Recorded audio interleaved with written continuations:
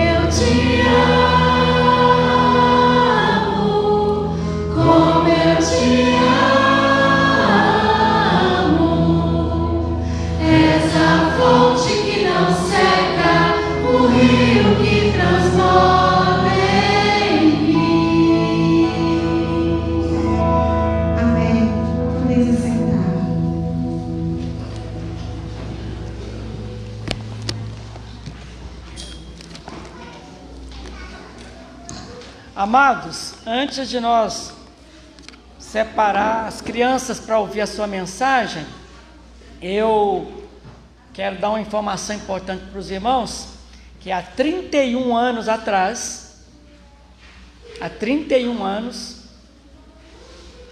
Deus me deu a graça de estar vindo aqui para Ribeirão Preto, para assumir o pastorado desta igreja. Então tem 31 anos, este domingo está fazendo 31 anos que eu estou aqui, e o compromisso que eu fiz com Deus, só para ler para os irmãos: porém nada considero a minha vida preciosa para mim mesmo, contanto que complete a minha carreira e o ministério que recebi do Senhor Jesus para testemunhar o evangelho da graça de Deus. Atendei por vós e por todo o rebanho sobre o qual o Espírito Santo vos constituiu pastores, para pastoreardes a igreja de Deus, a qual ele comprou com seu próprio sangue. Diante desta palavra, eu assumi o pastorado desta igreja há 31 anos atrás. Naquele momento, quem estava aqui, eu posso afirmar para vocês, era o Danilo. Fica em pé, Danilo. Ele era criancinha, bem pequenininho. Ele andava debaixo dos bancos da igreja. Era esse rapaz aqui, 31 anos atrás.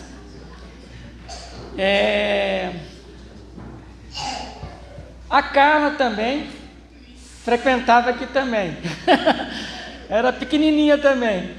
Quem mais? Faz tempo. E o Neemias, fica em pé. O Neemias tinha 2 anos. Veio comigo de Jundiaí para cá, tinha 2 anos. Então, de todos que estão aqui, nós temos apenas 3 pessoas, né? Aliás, eu, minha esposa, né? Neemias, tem o Danilo e a Carla. E eu agradeço a Deus, porque pela graça dele, a missão é pastorear a igreja do Senhor. Muitas almas foram ganhas, pessoas foram para outras igrejas aqui na cidade de Ribeirão Preto, para outros estados, até para outros países. Saiu aqui desta igreja muita gente, e estão servindo e adorando a Deus em outro lugar. E de maneira que eu estou imensamente agradecido pelo privilégio de estar à frente desta amada igreja. E quero informar também os irmãos que nós estamos aqui nesta noite, aqui representados com 3 nações. Aqui está o Brasil, os brasileiros, temos aqui haitianos e temos venezuelanos. Está aqui uma turma de venezuelanos ali atrás. Sejam bem-vindos, igreja. Sejam muito bem-vindos. Os haitianos também estão lá atrás, sejam bem-vindos. Deus abençoe a vida de vocês e suas famílias. Estamos aqui para acolhê-los, para recebê-los aqui no nosso meio, e é uma alegria, um prazer tê-los conosco. Nós vamos agora, neste momento, nós estávamos pregando aqui uma série de mensagens sobre a carta de Tiago. A carta de Tiago, capítulo 1, nós já falamos sobre uma igreja que vive para agradar a Deus. Ela não só apenas ouve, a palavra, mas ela pratica a palavra de Deus. A outra mensagem que nós trouxemos para os irmãos é que uma igreja que vive para agradar a Deus, ela exerce uma fé verdadeira, né? Ela faz a diferença e pratica a fé verdadeira. Só um minutinho, Alessandro, com as crianças, eu já vou liberar já, só um minutinho. E falamos no domingo passado que uma igreja que vive para agradar a Deus, ela pratica a oração constante, né? É uma igreja que ora constantemente. Mas hoje eu acho que a gente vai dar um tempo, porque eu convidei o Neemias para trazer uma mensagem hoje. Como eu estou fazendo aniversário de pastorado aqui na igreja, eu falei, é importante eu ouvir uma outra pessoa para trazer a mensagem. E como o Neemias estava aqui há 31 anos atrás, com 2 anos, então ele vai trazer a mensagem para hoje. Ele está com 33. Então ele vai estar trazendo a mensagem da palavra de Deus para nós. E então agora as crianças poderão sair. As crianças pequenininhas, vamos saindo, que vai ter a professora, vai contar uma história para vocês.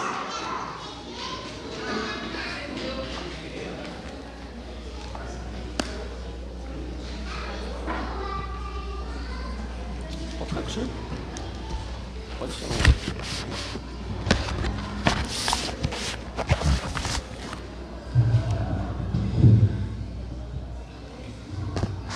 Boa noite, irmãos. Graça e paz, amém?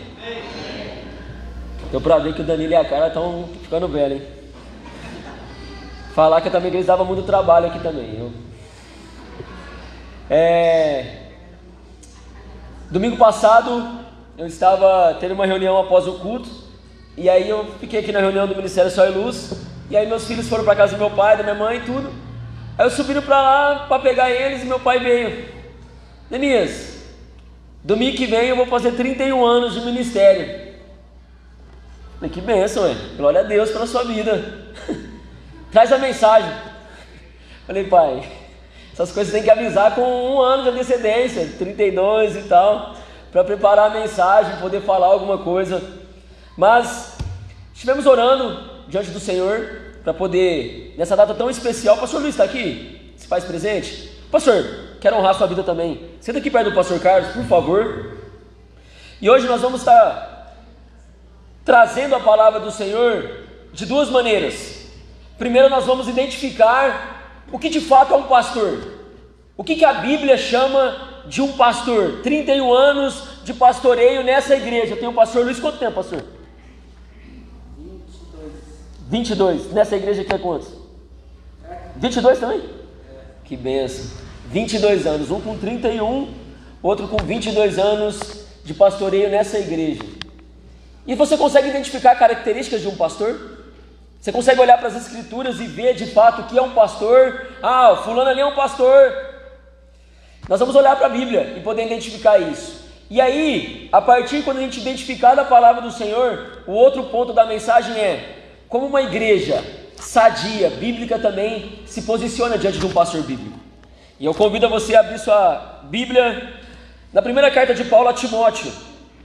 1 Timóteo capítulo 3. Deixe sua Bíblia aberta para a gente ir ponto a ponto. 1 Timóteo 3.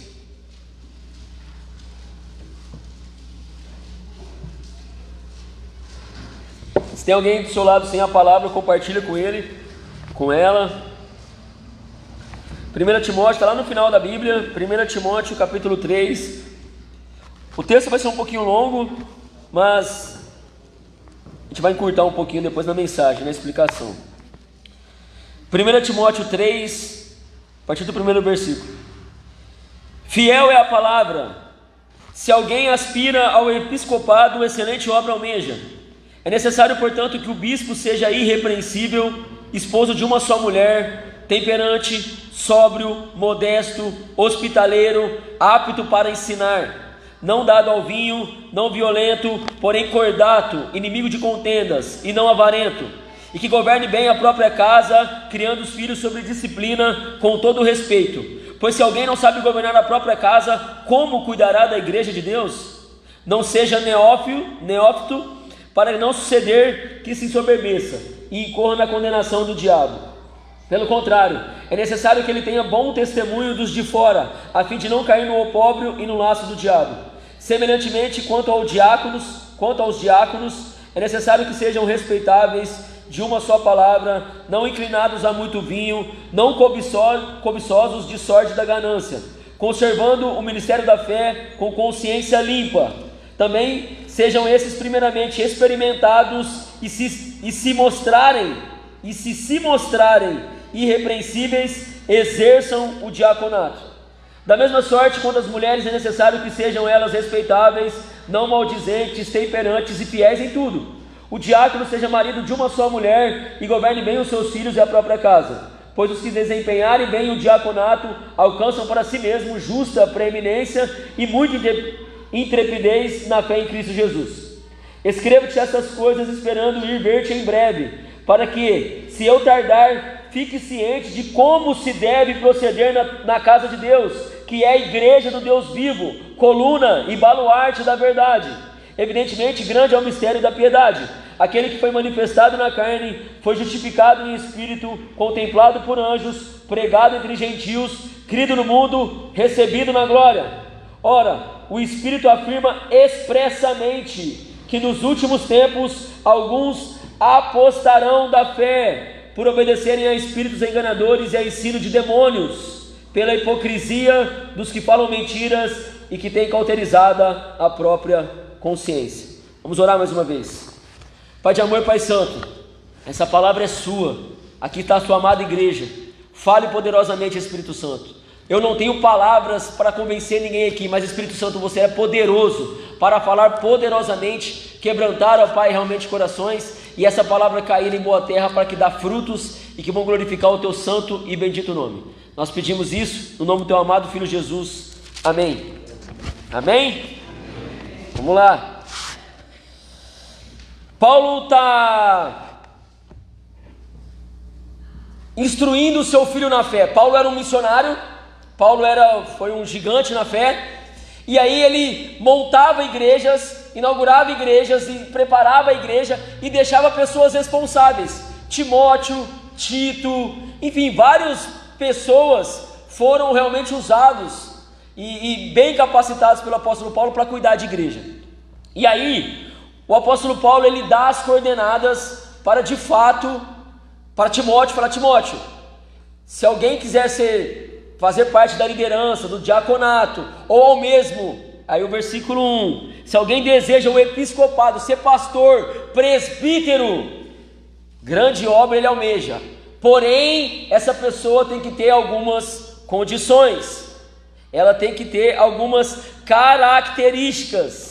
E aí ele começa essas características. Versículo 2: é necessário que o pastor, essa pessoa, seja bispo, esposo de uma só mulher. Por que eu quis falar sobre isso? Porque nós batistas, hoje em dia está mudando, mas nós não cremos nisso. Nós não cremos em pastora, nós cremos em pastor, homem. Por quê? Se você olhar para as escrituras e ver, Jesus chamou 12 homens para exercer isso, a própria igreja. Nunca você vai encontrar um texto da Bíblia, Deus ou algum discípulo dando autoridade sobre toda a igreja ao cargo de uma mulher. Você não vai encontrar isso. Pô, Nenes, então as mulheres não servem para nada? Porque, tá doido? Servem muito, muito. Jesus foi sustentado financeiramente por mulheres. A Bíblia apresenta várias mulheres de grande importância. Mas a mulher vem para auxiliar, é a mesma coisa no casamento, auxiliar o homem, a responsabilidade é do homem, o homem é o cabeça da casa. Então nós não acreditamos no pastoreio feminino, pastora. Então ele já fala, já no versículo 2 é claro, o apóstolo Paulo, é necessário portanto que o bispo, não a bispa, bispo seja irrepressivo, esposo de uma só mulher, esposo, homem, exerça esse diaconato. E quero deixar esse parênteses, irmãs, vocês são realmente muito importantes para o ministério da igreja, para a obra da igreja. Por exemplo, o pastor Carlos chegou a 31 anos de ministério, e com certeza ele chegou a 31 anos de ministério porque teve uma Eunice do lado dele. Se não tivesse, dificilmente ia chegar nesse número, né? nessa marca. Então as mulheres são extremamente importantes, mas nós não cremos na liderança de uma mulher sobre a igreja, no ministério pastora, por exemplo. E aí ele começa com as características. É necessário então, portanto, que o bispo seja irrepreensível. O que significa irrepreensível? Uma conduta correta, íntegro, ele seja uma pessoa de exemplo. Irrepreensível é aquela que não fica precisando de muita correção. Paulo não está falando que essa pessoa precisa ser perfeita, não é isso. Está falando que o pastor precisa ser uma pessoa de exemplo, de caráter, de postura, uma pessoa realmente que tenha uma postura íntegra, Depois ele vai falar sobre integridade. Então, é essa a ideia, uma conduta correta. Não adianta o pastor Carlos ou o pastor Luiz estar aqui na frente da igreja, mas a conduta ser uma conduta toda errada, toda bagunçada, a vida toda desarrumada. Essa não é uma conduta de um pastor. Ele que seja irrepreensível, e a outra palavrinha, temperante. O que significa temperante? Que ele tenha autocontrole. Sabe uma comida bem temperada, não está muito com sal ou sem sal? Está bem equilibrada? É a vida de um pastor também, tem que ser assim. Tem que ser temperante. Sabe, bem equilibrado. Opa, essa comida está gostosa, está boa, né? A gente come, está tudo equilibrado. O pastor não pode ser aquele cara estourado. Acontece alguma coisa, já estoura. Ou pacífico demais. Então ele tem que ser temperante. Vai acompanhando a sua Bíblia. Sóbrio. Sóbrio aqui é uma pessoa que ele é contido. E aqui o contexto do apóstolo Paulo para aquela época é um sóbrio no sentido de que ele tem um controle principalmente na comida e na bebida. Tinha muitas pessoas que se perdiam. A própria igreja de Corinto estava com problema de bebida e de comida também. A glutonaria é um pecado. E aí o apóstolo Paulo fala que o pastor não pode, ele tem que ser sóbrio, ele tem que ser equilibrado. Não é aquele pastor, imagina, o pastor Carlos aí caindo, o pastor Luiz bebendo, caindo aí nos lugares. Não pode acontecer isso. E também, a respeito da comida, também tem que ter um autocontrole. Modesto, vai acompanhando aí, tudo características, tudo são requisitos para o pastoreio. Neemias, e um pastor que não tem isso? Não está sendo um pastor bíblico. Modesto significa que ele está isento de vaidade, simples. Sabe que tem pessoas que, eu tenho que conquistar, eu tenho que ter uma coisa, eu tenho que ter uma casa, 2 carros, sabe, querendo muito, ansioso. Não estou falando que você não possa querer ter um carro bom, uma casa boa, isso é bárbaro, glória a Deus, trabalhe, se dedique, se esforce. Mas o pastor não pode ser, ambicioso, vou morrer, não. Ele tem que ser uma pessoa simples, equilibrada, tranquila. Entendeu? Ser um cara modesto, um homem modesto.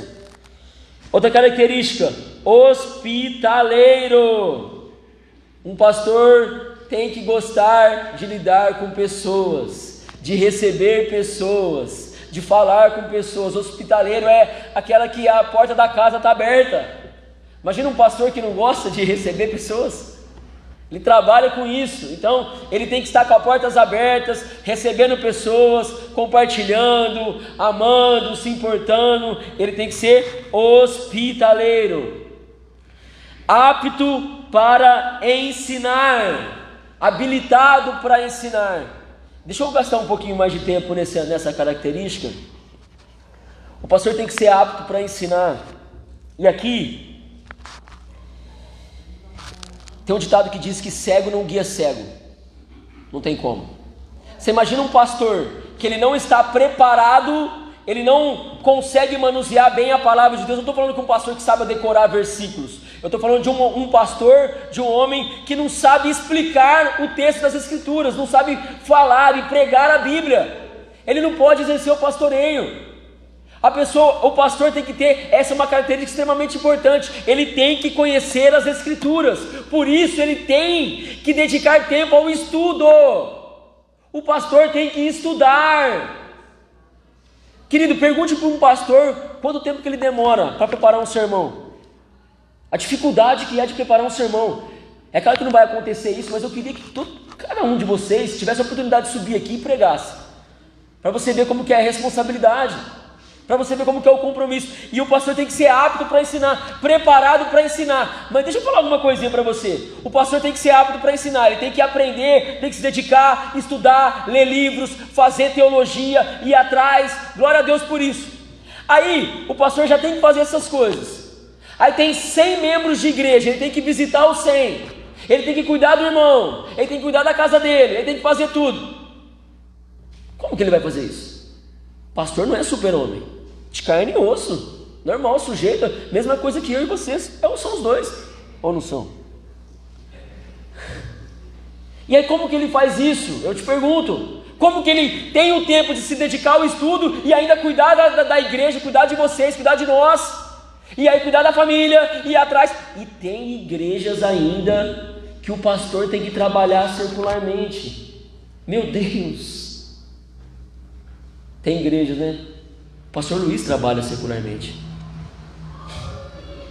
E eu faço essa pergunta, como que faz isso? Imagina.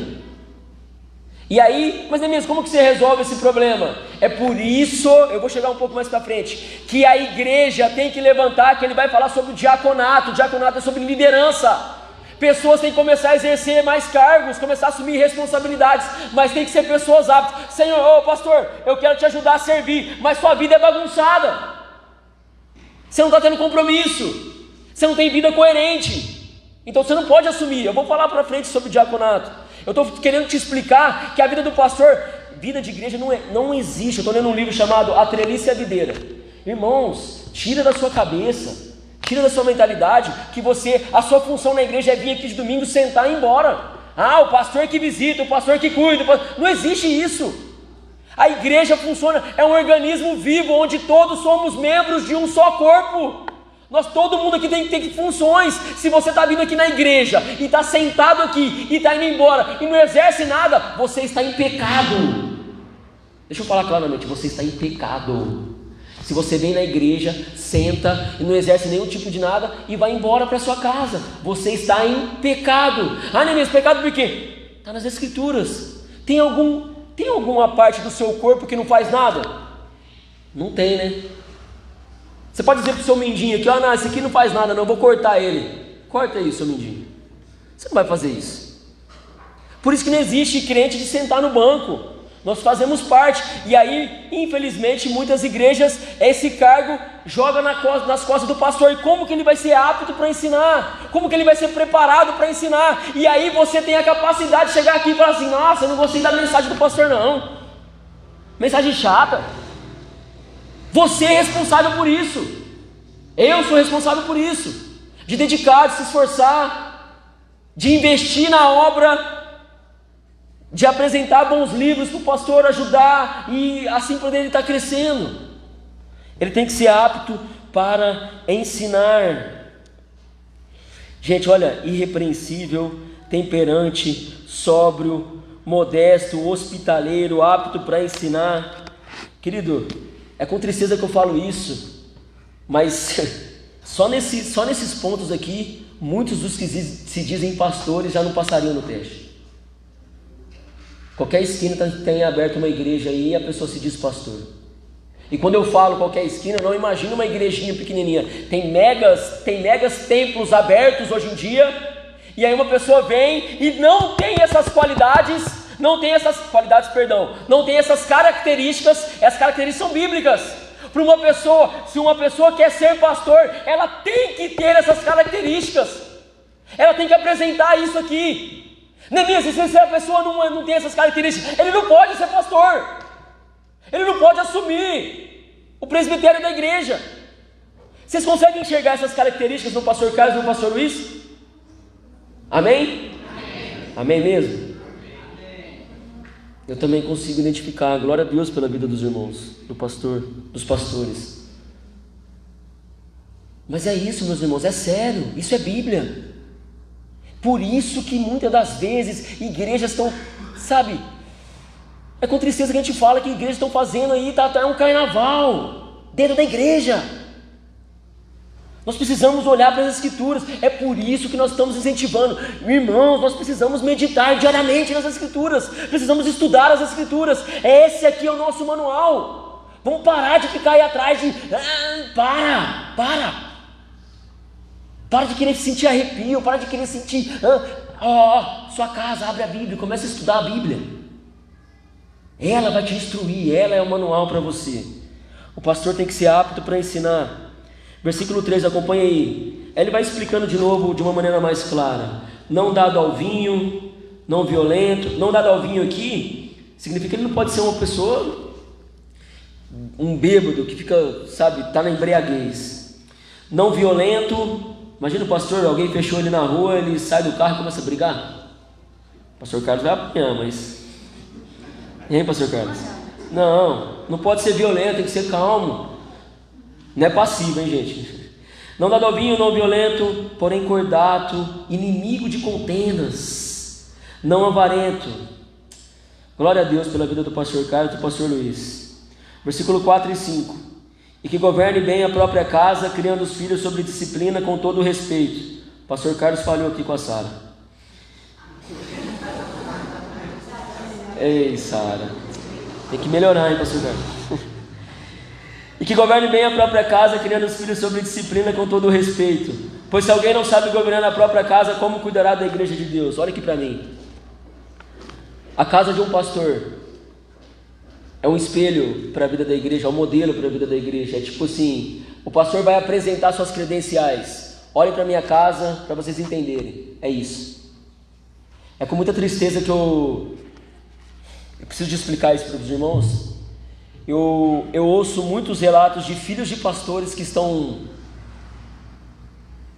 acabam com os ministérios dos pais, do pai, arrebenta com o ministério do pai. Fulano, vocês lembram? A gente estava conversando, né? Filho do pastor, fazendo isso. É claro que ele tem responsabilidades também. Muitas das vezes a gente não pode usar esse texto para a vida de um pastor, porque o filho é um filho rebelde, o filho está tomando as próprias decisões. Então não é porque o pastor não administrou bem a própria casa, é porque o filho é um rebelde. Mas existem casos de que o pastor não governa bem a própria casa, a responsabilidade é dele, e ele não pode assumir a igreja do Senhor, ou ele tem que se preparar mais. Ele tem que governar bem a própria casa. O próprio texto se explica, versículo 5, como ele vai querer cuidar da igreja se a própria casa dele está bagunçada? Como ele vai querer falar para o irmão? Imagina o pastor Carlos querendo falar com o pai de família. Olha o seu filho lá. Aí o pai de família vai olhar para ele, mas olha o seu. Se bem que seu filho também, pastor. Gente, é isso. E essas são, mais uma vez, credenciais. Versículos 6 e 7, encerrando. Não seja neófito. Neófito ele não pode ser recém-convertido. Uma pessoa não pode chegar aqui na igreja e tipo assim, nossa, chegou aqui alguém na igreja. Costuma várias vezes acontecer isso. Chegou fulano na igreja, nossa, ele fala bem, ele prega bem, ele faz um monte de coisa. Vamos lá, vira pastor. Não, essa pessoa tem que passar pelo teste do tempo. Não adianta chegar aqui e achar que não, já vai assumindo a responsabilidade. Não, calma, ele não pode ser neófito, recém-convertido, para não suceder que ele se ensoberbeça e incorra na condenação do diabo. Essa pessoa, se você dá a pessoa nem chegou na igreja, tem pouco tempo de igreja, você já dá um cargo, aqui ele está falando sobre o pastoreio. Essa pessoa você nem conhece ela, você nem sabe da conduta dela, você nem sabe da vida dela, e pode ser que ela fique orgulhosa, se ensoberbeça, acha que é a boa, começa a levantar o nariz, e essa não é qualidade de pastor. Não é.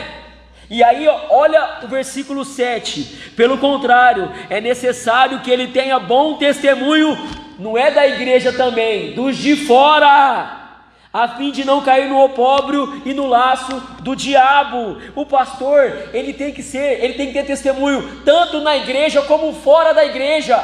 As pessoas do mundo têm que olhar para ele, né? Olhando para o pastor Carlos, o pastor Luiz, homem de caráter, ser bom pagador, ser honesto, ser respeitável, a vizinhança falar bem, depois olhar, não, ali tem conduta. Quantas vezes nós ouvimos falar de pessoas, de pastores, a igreja está lá amando, e aí quando a gente descobre lá fora, é caloteiro, é adúltero, tem vida de sexual com outras mulheres, e está assumindo a igreja do Senhor. O apóstolo Paulo está instruindo Timóteo, não pode. Não! E essas são as características, as credenciais sobre o diaconato, sobre o pastoreio, o episcopado. Se alguém deseja ser pastor, tem que olhar para esse texto e começar a mudar a sua vida. Irmãos, eu olho para esse texto e eu quero me moldar nele, de verdade. Você vê como que é trabalhoso? Não é assim, com calma. E glória a Deus que os irmãos estão olhando para a vida do pastor Carlos e do pastor Luiz, estão enxergando essas características. Louvado seja Deus, porque a igreja Batista do Simeone tem pastores bíblicos. Glória a Deus por isso. Glória a Deus por isso. E eu quero continuar. E aí o texto vai falar do 8 ao 13 sobre os diáconos. Diáconos é o que eu falei sobre a liderança. Semelhantemente, 8. Quanto a diáconos, é necessário que sejam respeitáveis, de uma só palavra, não inclinados a muito vinho, não. Aí ele vai falar as credenciais até o versículo 13. Então, meus irmãos, o que eu quero dizer com isso? Líderes, vocês também precisam de pegar o exemplo dos pastores. Os pastores são pastores bíblicos. Se a igreja não for bíblica, não tem como. Então os líderes também, eu estou falando para você que é membro da igreja, faz parte de liderança. Você que é membro da igreja, de repente não está exercendo nenhuma função, mas tem 10, 5 anos de igreja também, já está na hora de assumir responsabilidades. Está na hora. E aí você também tem que ter uma conduta correta. E é isso o apóstolo Paulo vai apresentar. Você tem que ter uma vida de exemplo também, que você tem que governar sua própria casa bem também. Você tem que ser uma pessoa temperada, tranquila, equilibrada. Então a liderança tem que assumir essas responsabilidades e não apenas, vai lá pastor, não, pastor, eis-me aqui, estou junto, vamos. E sua vida tem que condizer com isso. Está na hora de começar a parar de jogar responsabilidades nas costas dos pastores e nós assumimos responsabilidades. Quem que vai cuidar das pessoas que estão aqui? Aqui tem venezuelanos, haitianos, quem vai assumir essa responsabilidade? É os pastores que têm que ficar indo visitar todo mundo?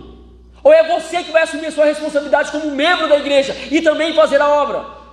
E também ir atrás, discipular, amar, se importar, cuidar. Até quando você vai começar a ser fardo na vida da igreja e começar a ser bênção na vida da igreja? 10 anos de igreja. Não cresce, não evolui, não amadurece. E aí o apóstolo Paulo está falando, você também precisa de exercer isso. Assumir responsabilidades.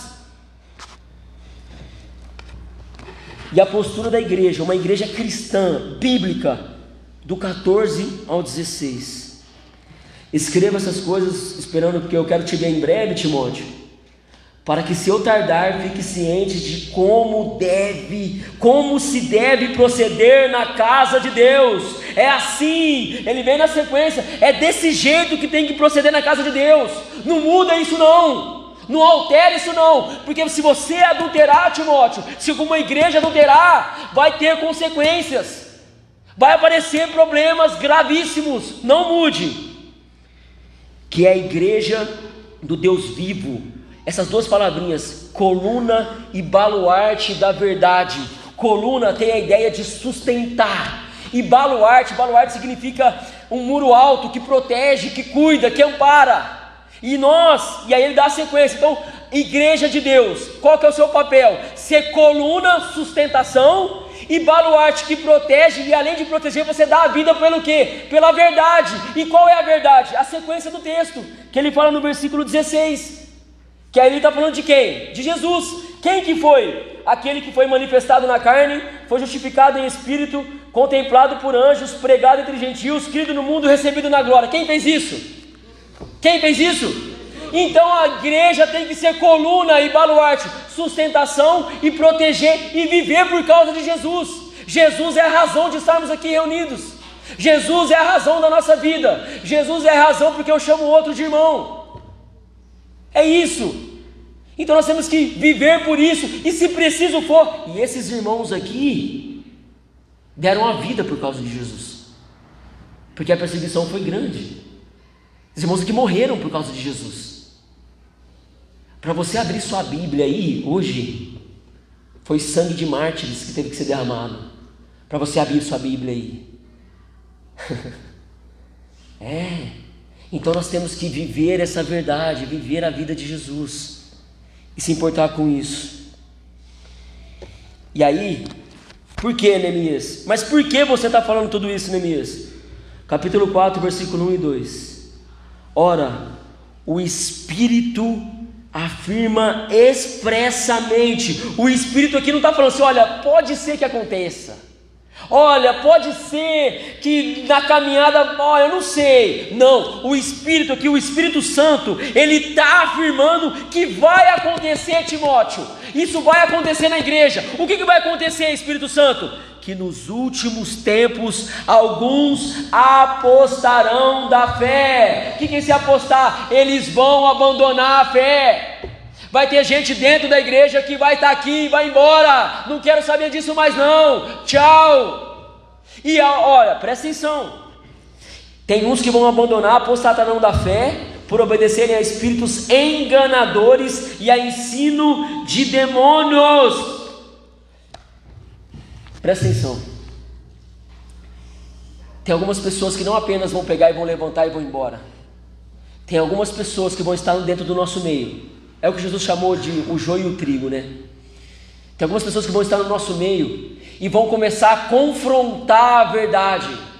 Vão começar a falar sobre, não, isso aqui não é bem assim não. Começar não, e tal, começar a querer adulterar, querer mudar, querer não viver mais uma vida de acordo com a palavra. Aí a igreja tem que sustentar e proteger a verdade, ser um baluarte. Se a igreja for atacada por heresias, por ensinamentos falsos, a igreja, junto com os pastores, tem que estar preparadas para falar dessa verdade, para viver essa verdade. E se preciso for, expulsar os hereges da igreja. Nossa, Neemias, mas aqui não é uma igreja de amor? Vai expulsar alguém? Eu não sei o que tem. Leia Mateus 18, leia as cartas de Paulo. Leia a carta de Gálatas. A carta de Gálatas Paulo ali está muito bravo com a igreja da Galácia. Por exatamente isso. Porque eles nós cremos em Jesus, aleluia, nossa unidade, Deus, aleluia, amém, glória a Deus. Aí começaram a vir ensinos de demônios e de pessoas enganadores, falsos mestres. E aí eles começaram a ensinar, aí falaram, beleza. E aí a igreja começou a embarcar nisso. Paulo falou, como que vocês abandonaram tão depressa a verdade? Como que vocês, sabem? E sabe qual que é o problema? A gente fala assim, é a igreja da Galácia longe. Meus irmãos, se a sua Bíblia não estiver aberta e você não estudar, você vai confundir palavra e voz de Deus com heresia. Por isso que você precisa de meditar. Olha, você tem que viver por essa verdade, irmãos. A igreja Batista do Simeone, ela, não sei mais que palavra que eu vou usar, mas ela está implorando, não vou usar implorando. Mas irmãos, nós precisamos de viver a vida de palavra, de oração, de leitura. Aqui está o nosso manual. Irmãos, isso eu falo com uma tristeza, porque tem irmãos aqui nesse auditório que só abre a Bíblia de domingo à noite. Como que você vai defender uma verdade que você mesmo não conhece? Como que você vai defender realmente as Escrituras, ser pautado por elas, se você não conhece nem a Bíblia, você não conhece nem essa verdade? Como que você defende isso? E aí vai vir um pastorzinho coach, vai vir um pastorzinho coach e vai dizer que você é um lindo, maravilhoso, seu coração é e você vai embarcar, eu sou mesmo. Precisamos ter cuidado com isso, meus irmãos, muito. E o apóstolo Paulo deixou isso explicitamente registrado para Timóteo. Timóteo, cuidado.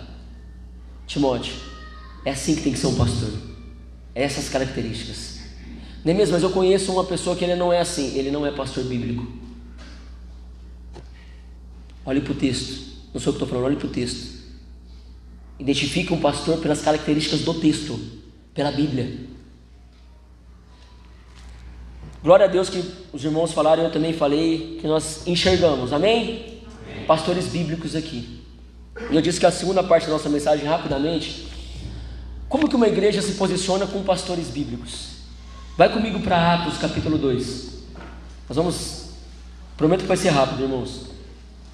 Atos 2.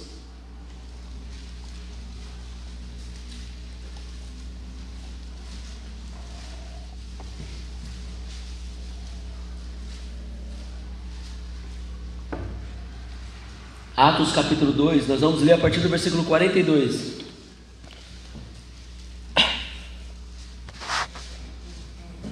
Atos 2, 42.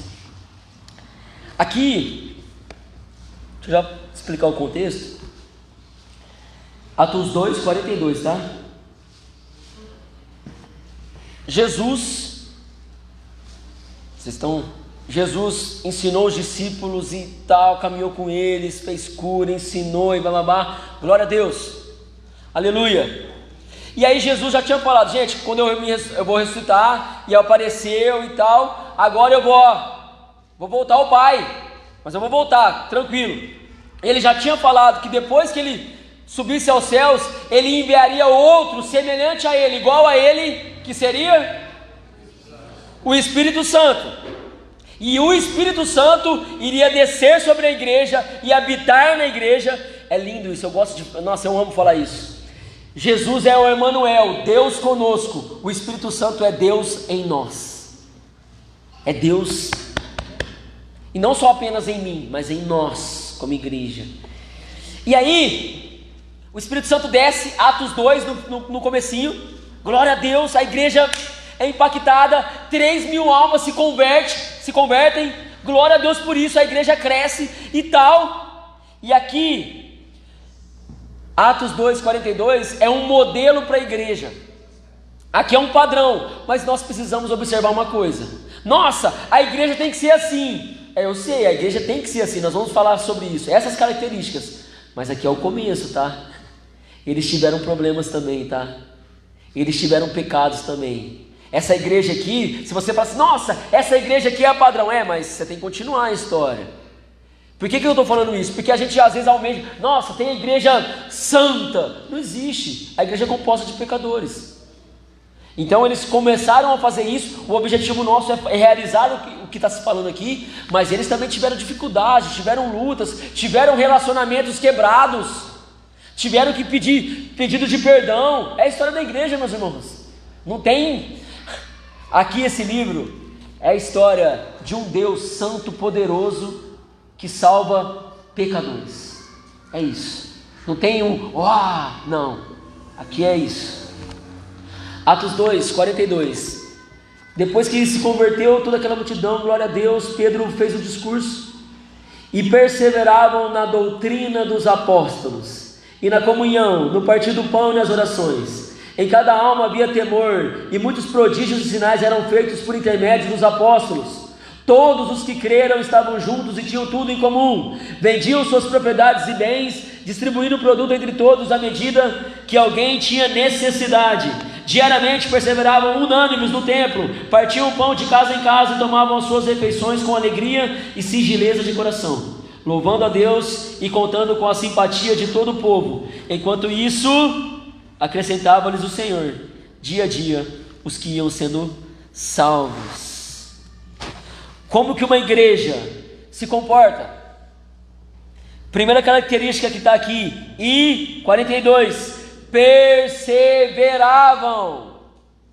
A igreja que recebe Jesus, que recebe o Espírito Santo, é uma igreja que persevera. Não é uma igreja que começa, que para no meio do caminho. Já viu crente assim? Que vai, faz alguma coisa e para e tal. Não, uma característica de um cristão salvo é aquele que persevera, que continua, que vai até o fim. O apóstolo Paulo falou, eu concluí a carreira, eu terminei a carreira. Eu não comecei e parei no meio do caminho, não. Eu guardei a minha fé durante toda a minha vida. Então, queridos, esse é uma caminhada até a glória. Então nós precisamos, a característica é perseverar, continuar. Você está sendo chamado para, vai vir problemas, vai vir dificuldades, vai vir momentos bons. Você precisa de continuar. Você não pode começar nessa fé e parar no meio do caminho. Não, a igreja perseverava. Neemias perseverava na onde?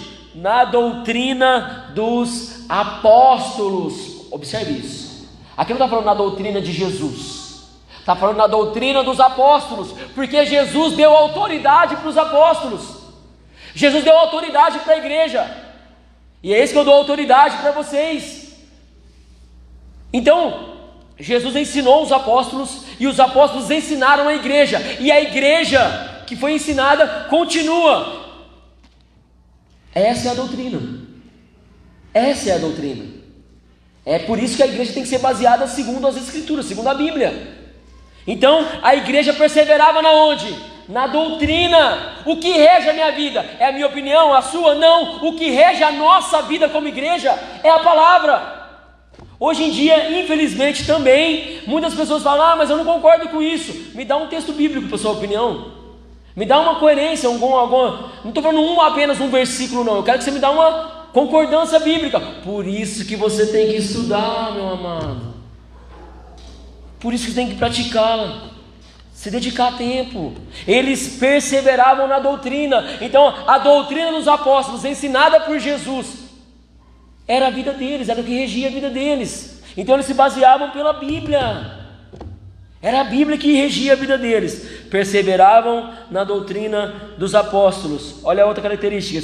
E na comunhão. Essa igreja aqui não era uma igreja que só se via de domingo à noite. Irmãos aqui não se viam só de domingo à noite. Eles se viam, sabe quando? Todo dia. Todo dia. Essa comunhão aqui significa, sabe o quê? A gente brinca nos jovens, ó.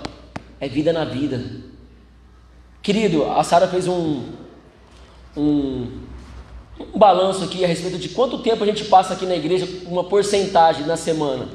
Sabe quanto tempo que você passa na igreja? Frequentando todos os cultos da igreja. Domingo, quarta-feira e sexta-feira, que são os cultos oficiais da igreja. Tem sábado também. Põe o sábado também. Sabe quanto tempo que dá de porcentagem no seu tempo? Não chega a 5% do seu tempo. Você acha que 5% é vida de igreja? Não é. Vida de igreja, eles perseveravam na doutrina e estavam juntos.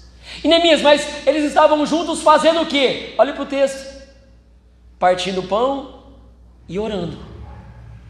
Eles estavam juntos, comendo e orando juntos, vida na vida. É eu chegar, Jennifer, vamos sentar, e aí, como que está a sua vida? Como está o trabalho? Calma aí, eu vou pegar um pãozinho ali, Coca-Cola. Como que tá? Ô Maciel, e aí, meu irmão?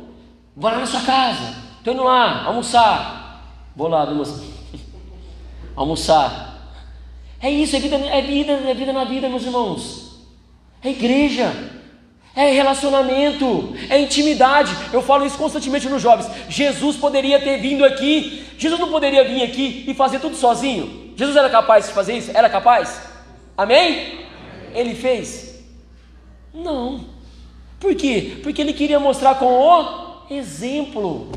Então Jesus comeu com eles, dormiu com eles, caminhou com eles, viajou com eles, teve briga entre eles, lá Jesus foi resolver.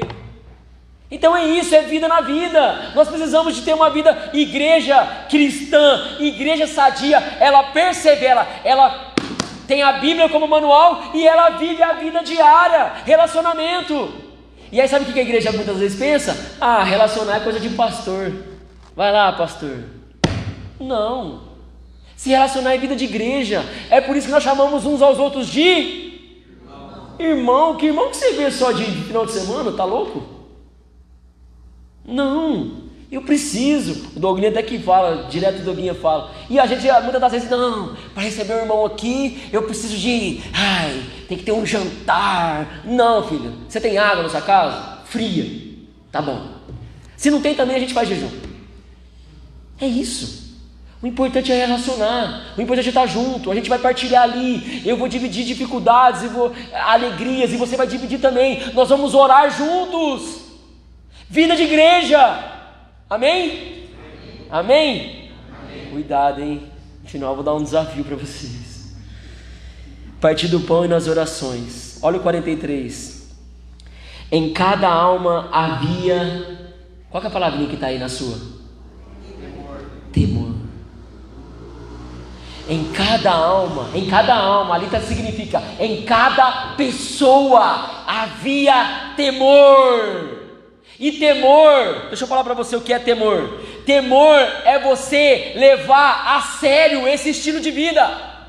Temor é você realmente assumir um compromisso e falar assim, opa, eu temo, então eu vou viver de acordo com isso. Temor não é você viver uma vidinha meia boca, uma vidinha de igreja, mais ou menos, crente. Não, quando uma pessoa tem temor, ela leva a sério, ela leva o compromisso a sério, ela assume a responsabilidade. Então, todo mundo que se converteu aqui, das 3.000 pessoas, todos tinham temor. Temor à palavra, a buscar, a querer viver isso, a querer viver vida de igreja. Você está tendo temor? Tem pessoas que faltam de cultos e não tem temor nenhum.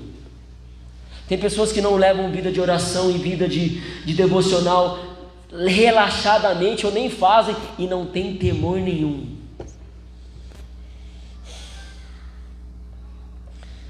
Em cada alma havia temor. E sabe por que eles tinham temor? Porque para viver esse estilo aqui de igreja, para fazer isso aqui, para nós chamarmos de irmão, Deus teve que morrer. O Verbo teve que se fazer carne.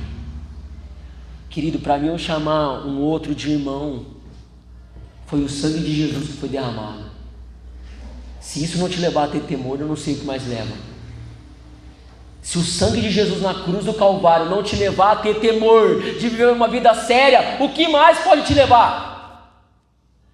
Você tem que olhar para o sangue de Jesus na cruz e ter temor a isso, de falar, olha o que custou para que Deus pudesse levantar uma igreja, uma família, um povo. Então eu vou levar isso a sério, eu vou ter compromisso, não é uma coisa da boca para fora não, eu vou assumir a responsabilidade e vou viver essa vida com prazer, com amor. Viver vida de igreja, mano, é maravilhoso. Eu louvo a Deus, eu sou, sabe, graças ao Senhor, a graça de Deus, eu agradeço por nascer nesse contexto cristão, de ter nascido na igreja. Meu pai explicou, vim junto com os meus pais de Jundiaí com 2 anos e estou aqui até hoje, louvado. Isso é somente pela graça, não é porque eu sou bom não, é pela graça de Deus. E louvado seja Deus, viver vida de igreja é maravilhoso. Eu falo isso aqui, casei aqui, tenho filhos, meus melhores amigos estão aqui. Eu amo viver vida de igreja. E essas pessoas também, havia temor. 44, estou terminando. Todos os que creram estavam juntos e tinham tudo em comum. Deixa eu abrir um parênteses aqui. Todos os que creram. Aqui não falou que todo mundo tinha tudo em comum, não. Só os que creram, tá? Só os que creram, porque muitas das vezes tem pessoas que querem receber bênçãos de vida de igreja, mas não querem assumir responsabilidade de vida de igreja. Tem gente que quer ser beneficiado com a igreja vai fazer mesmo então. Mas querido, para você se aprofundar em bênçãos específicas de paz, de alegria, de comunhão, você tem que assumir a responsabilidade, não adianta. Tem que se batizar, tem que assumir compromisso, tem que parar de viver uma vida mundana. Não estou dizendo que você tem que ser perfeito, eu estou dizendo que você tem que procurar viver uma vida de santificação. E aí esse tipo de, você vê que o texto fala, todos os que creram experimentam essa vida, esse relacionamento, essa vida na vida, essa bênção de estar junto com o irmão, de se importar. Não era todo mundo do mundo que tinha isso não, era todos os que creram. Quando você está passando por momentos difíceis, como que uma igreja é importante? Momentos de dor, de luto, como que uma igreja não é importante?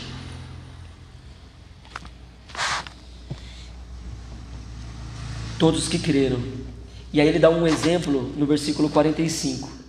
Essas pessoas que creem e recebem bênçãos de vida de igreja, essa igreja aqui, eles vendiam suas propriedades e bens, distribuindo o produto entre todos, à medida que alguém tinha necessidade. Aqui não está falando que todo mundo vendeu as casas e, não é isso.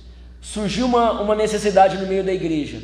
Tinha um irmão que tinha um poder aquisitivo melhor, a necessidade do irmão é mais importante que o meu bem. Então eu vendo o meu bem para atender a necessidade do meu irmão. Cara, isso é divino. Só o Espírito Santo para fazer isso. Porque eu não estou preocupado com o meu umbigo, com o meu eu, de me acumular e de me fechar e de viver essa vidinha do aqui para o agora. Eu estou aqui para o sacrifício, para doação, para entrega, para generosidade. E é por isso que essa igreja, ela vivia isso. Então tinha um irmão que tinha uma necessidade, opa, o seu problema é o meu problema, a sua alegria é a minha alegria, eu estou junto, sua dor é a minha dor. Vamos caminhar juntos, como igreja, como família. E é isso que essa igreja fazia. 46. Diariamente perseveravam unânimes no templo. Gente, vocês entenderam, né? Diariamente é o quê? Diariamente é o quê, gente? Domingo? Todo dia. Diariamente é todo dia. Nossa, Neemias, essa igreja fazia isso. Todo dia, diariamente, a palavrinha de novo, perseveravam, continuavam.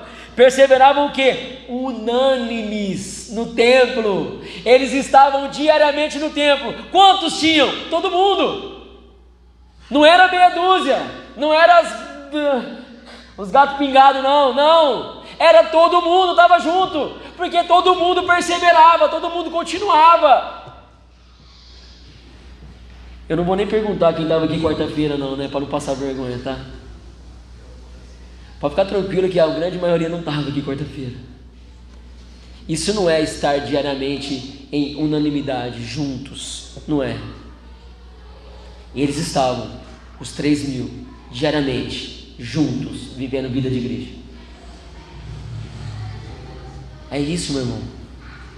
É isso. No templo, vivendo assim esse estilo de vida. Diariamente perseveraram unânimes no templo, partiam o pão, olha lá, partiam o pão de casa em casa e tomavam as suas refeições com alegria e singeleza de coração. Isso é vida na vida. Isso é eu tomar um cafezinho, estar junto, orar, caminhar, sabe, dividir fardos, dividir alegrias.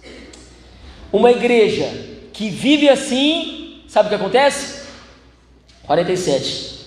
Uma igreja que louva a Deus, conta, ela cai na simpatia de todo o povo, das pessoas de fora. E enquanto isso acontece, o Senhor vai acrescentando dia a dia mais pessoas no nosso meio. Queridos, é bíblico. Se nós vivermos esse estilo de vida, não tem como. Deus vai começar a acrescentar pessoas que precisam de vida na vida. Quantas pessoas hoje não estão deprimidas, tristes, desamparadas? Pessoas pensando no suicídio. E sabe o que ela precisa? Vida na vida. Vida de igreja. Ela precisa de estar sentada, não apenas sentada aqui no domingo à noite. Ela precisa que a igreja vá na casa dela na segunda-feira. Ela precisa do abraço da igreja na quarta-feira. Ela precisa ser orientada na palavra, o que ela tem que mudar na vida dela, e ser confrontada também na palavra. E aí vai ter a liderança e os pastores para poder ensiná-la. Acontecendo isso, meu irmão, não tem como, ó. Crescimento, crescimento, crescimento, para a glória do Senhor. Quem entendeu? Diga amém. Amém. Vocês entenderam mesmo? Mesmo? Quero propor um desafio aqui agora então. Somos igreja ou não? Somos? Então tá, então. 31 anos de ministério do pastor Carlos. Glória a Deus, pastor Carlos, pela sua vida. Aqui, 35 vai ser, né, daqui? 31 anos de ministério. Pastor Carlos, fica aqui na frente, senhor pastor Luiz, por favor. Pode ficar ali, ó. Fica do jeito que você está, irmão. O desafio é o seguinte. Eu tenho conversado constantemente sobre isso com as pessoas de liderança dos jovens, com a minha esposa. Irmãos, não tenho dúvidas de que eles não estão aqui brincando de cristianismo. Eles não estão brincando de ser pastor. E eu sei que tem muitos irmãos aqui que também não estão brincando de ser crente. São cristãos genuínos. Louvado a Deus pela sua vida. Eu quero louvar o Senhor por você. Então, nesse momento, não vai ser agora vai ser um evento. Não. Antes de nós estarmos orando para estar encerrando, só de fato, você que entendeu a mensagem de hoje sobre o que é um pastor e como se vive, aqui a gente só deu uma pincelada sobre vida de igreja, meu irmão, mas você deu para entender que vida de igreja não é apenas de domingo, é relacionamento, é estar junto, é orar, se preocupar, participar de reuniões. Se você entendeu isso de verdade mesmo, a Sara já colocou a música, você vai sair do seu lugar, você vai se colocar de pé, não faça isso, presta atenção, só se você entendeu, você não precisa ser constrangido a levantar não, só se você entendeu. Você vai levantar, e aí você vai de encontro com os irmãos em Cristo, e durante esses encontros fala assim: cara, eu te amo em Cristo Jesus, eu quero viver a vida de igreja. E durante esse relacionamento, você vai ter que marcar uma uma visita essa semana para o irmão. Se a gente não consegue marcar uma visita para visitar um irmão nessa semana, que vida de igreja que é essa? Se a gente não consegue ver o irmão na semana, na casa dele, se importar com ele, como que a gente fala que tem vida de igreja? Não tem como. E eu não é, presta atenção. Por exemplo, minha sogra está aqui. Eu não vou lá na minha